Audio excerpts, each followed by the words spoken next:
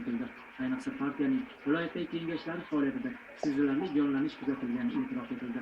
O'tgan 2010-yilda partiya nodavlat, notijorat tashkilotlari, davlat va jamoat tashkilotlari bilan o'zaro hamkorlikni yanada kuchaytirgan. Jumladan, Vazirlar Mahkamasi qoshidagi fan va texnologiyalar rivojlanishini muvofiqlashtirish bo'yicha qo'mita bilan imzolangan kelishuvga muvofiq muqobil energiya turlarini qo'llash bo'yicha maxsus dastur ishlab chiqilgan. Uning samarasi o'laroq Toshkent viloyati kengashi faol tadbirkor Murod Megdiyev tashabbusi bilan noan'anaviy energiya manbalari yaratish texnologiyasi, chiqindidan biogaz va biog'o't olish qurilmasi yaratildi. Ayni paytda ushbu qurilmaga joylarda katta qiziqish bildirilmoqda.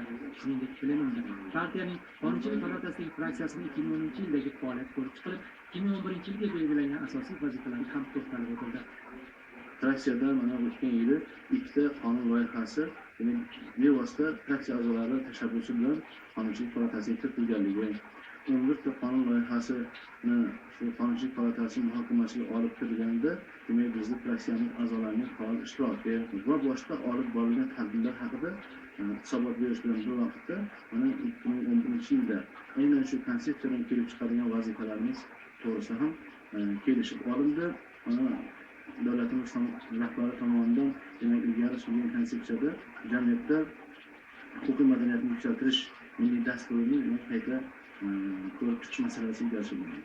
Mana shu dasturni ishlab chiqishda ham bizning fraksiyamizni ishtirokini ta'minlash masalasiga kelishib olindi.